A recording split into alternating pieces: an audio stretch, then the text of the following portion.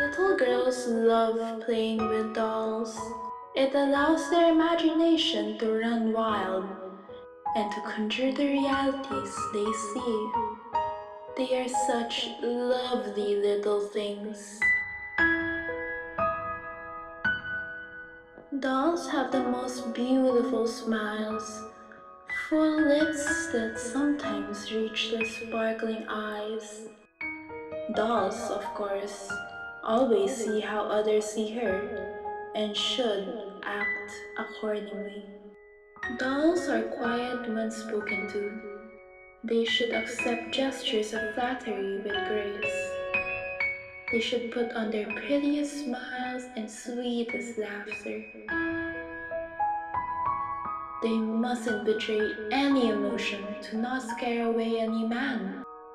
And with all the time in the world, they ought to learn a thing or two from the people around them. Wear clothes and use words that won't disturb others. Girls should always be aware of how they present themselves. They have to present their best every day. They dress nicely, no, demurely, like any lady should. They are playthings after all.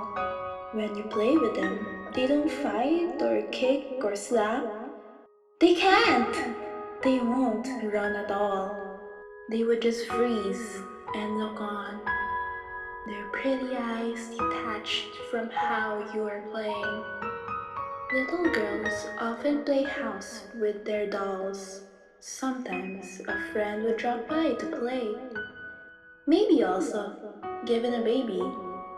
An unwelcome being is growing in her body along with the fear, pain, and guilt.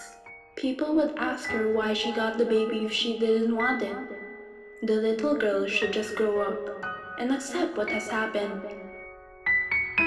She couldn't have expected to be hurt by the person she plays with the most. She should have been smarter, more aware, always cautious of everyone she plays with. She didn't know that all violence against girls, be it physical, mental, and emotional, can be done by the people they love and by the public. What will she do with the baby? Slowly, eating her from within and taking more than she could ever share. What will she do with the baby?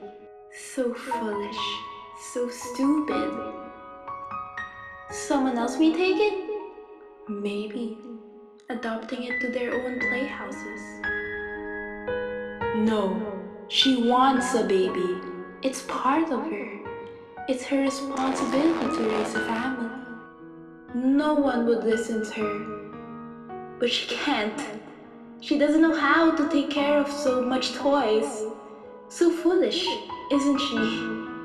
She can pick medicines and pills and herbs. Maybe an assortment can stop the thing from eating her. No, that would be unsafe and too expensive. She can't contain the thing. She needs to find someone who can take it away. Her friends tell her to go to the alley in a small house around the corner. You can ask someone to push the baby out. With her old, graceful hands, she squeezes and pushes until the small thing would pop right out of the doll. Strangers would look on, whispering, "What a monster! To kill an innocent, to blame someone for your own doing." The little girl is like a doll, but she is more still. Taking her faculties and choice is a violence.